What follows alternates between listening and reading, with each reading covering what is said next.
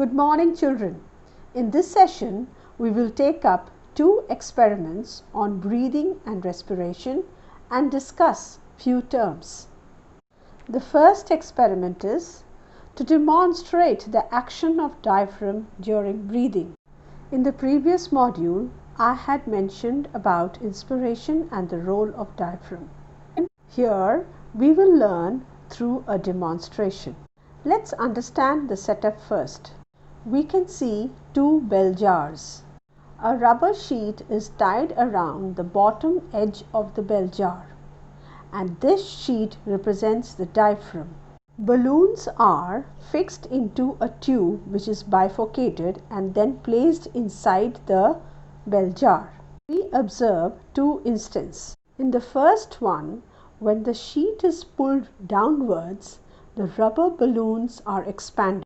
Why did this happen? The volume inside the bell jar increased, due to which the pressure inside the bell jar decreased, and air rushed in through the tube and expanded the balloons. This phenomenon is similar to inspiration, which we had discussed in the previous module. Now let's see what happens in the second instance.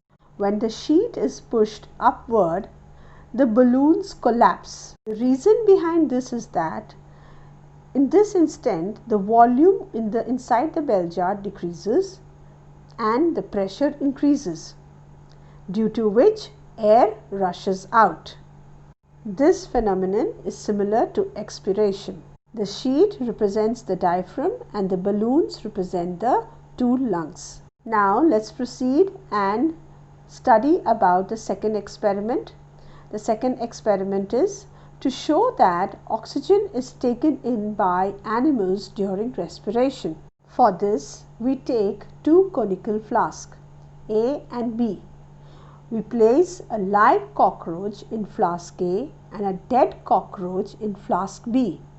Flask A is the experimental setup and flask B is the control setup. Next, we make the setup airtight.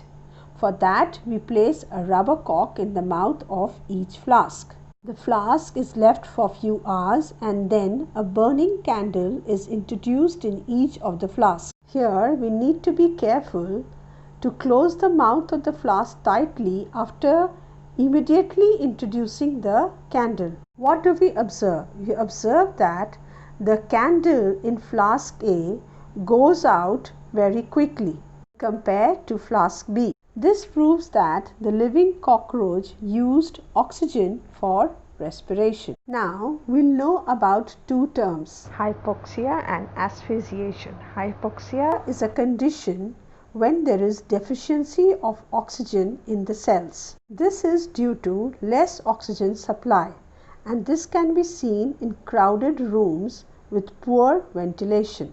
It is also experienced at high altitudes where the oxygen content of the air is very low. What is asphyxiation?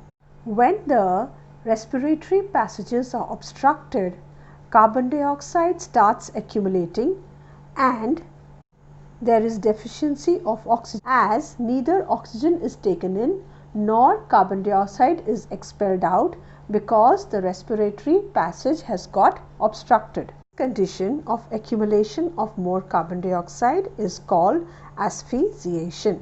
With this, we complete the chapter, the respiratory system. Children, read the chapter and try answering the questions given at the end of the chapter. Take care. Thank you.